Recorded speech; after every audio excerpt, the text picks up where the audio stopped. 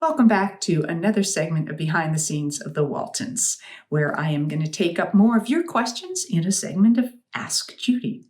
If you're enjoying these, please do hit like and subscribe. This question is from Holly, who said, in the Thanksgiving episode, season 2, Jenny asked John and Olivia how they met and so forth. I think the story was that they went to school together. So I'm wondering if Abilene is near Walton's Mountain. That's a good question, and I'd have to look on a map, which I didn't do. Also, Olivia's childhood home looks a bit more upscale, as if her family was financially a bit more well-off than the Waltons. I don't know if these are inconsistencies. From the house that we saw when Olivia went to her aunt's, it was sort of on the same street area where Kurt and Mary Ellen's, where the doctor's practice was and where Mrs. Brimmer's house was. So in real life, I don't think the house was, necessarily any more upscale. I think it was pretty consistent with the houses that we saw. Most people, like Mrs. Brimmer and when the Pendletons, when Jenny's family was there, nice houses, but not mansions like the Baldwins or something like that. I love that you were hemming Elizabeth's dress, such a special relationship to have a sister and be a sister. Poor Jim Bob, he often has a plot line where everything he wants to do is just out of reach. Do you know why Mr. Hamner ended Spencer's Mountain with that house never being built? I do not know why that was. The storm scenes are very convincing, and it's sad that all John's labor is for naught. What is the meaning of this failure to ever succeed building the mountain house? The Waltons are so successful in all their ventures except for that house. Is it a metaphor? And if so, what does it mean? It's an integral storyline from the beginning in both the novel and the series. Wow, that's such an interesting question. I think part of it in the series was if they had supposedly built that house, then they would have moved to that house, and then it would have just changed a lot of things. And there wasn't really, the house was such a character in the show that I can't imagine them changing that. And then they would have had to change all the interior sets as well.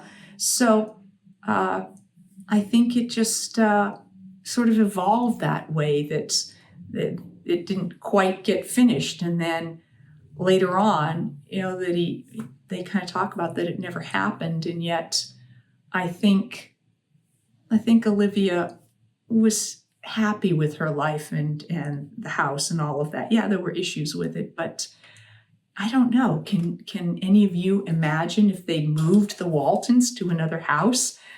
That kitchen and all those familiar sets and rooms and stuff, it was another character, and I think we would have lost something if they moved into a new, shiny, brand new house. So that's my opinion, all right? I don't know if that answers your question, but that's what I have for you. Thanks for asking. Questions here from Jack Kirby, who asked, first of all, great compilation. Compliments to your brilliant editor for putting all this together. I will pass that along. So in seeing these scenes, I realized that the prop and set people put it all together, but I also realized who cleans this up. In one scene, there were balloons all over the floor, the amusement park. That's a lot of cleanup. Somebody has to tidy up. Is there a specific set of people that do that? I think it depended on the department. So if it was like a kitchen scene, then the prop department cleaned that up because they were the ones who set it all up. So I think that's generally how it worked, that everybody pitched in for their department in terms of cleanup. But I think a lot of it ended up being the prop department. And of course, if the construction department built things or whatever, then they would clean up from that. If cables and things were all over the place, they would clean up. But a lot of it was prop department. They did a lot of work in those kinds of scenes. Then you said, I saw all the horses in the scene. I take it that was a rental company that gave you those horses. And I'm guessing they were responsible for their care. Yeah, there are what we call wranglers. for any animals, and animal trainers. So they would have their contacts for people that had horses that could be used for the movies, and they would contact them and tell them what they needed, how many horses, what the requirements were for what the horses could do. If a horse didn't really have to do anything, obviously then they had more option of what horse. If horses had to have specific skill sets, then those could be sourced. And yes, they would bring the horses in, they would take care of them during the day, make sure they were fed and watered, and then take them away at the end of the shooting day. And then, did you get to meet Alexander Courage? As a Star Trek fan, of course, I'm going to ask that. I don't know that I ever had a chance to meet him in person. I know John Walmsley did, because he would go and record music and stuff, but I wasn't doing anything. I never did any pre-record stuff that required going to the sound recording studio. So yeah, he was such an amazing talent it was such an honor for us to have him creating that beautiful music for all those seasons. A question here from Geneva Wilkinson, who said, recently watched the episode The Scholar, and I caught something I never noticed.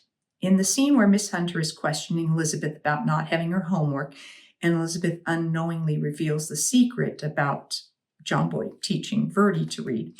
When Miss Hunter says she is excused just this once, Elizabeth smiles, and then to me it looks like she's trying to, or did, say thank you or something like that, but the words didn't actually come out.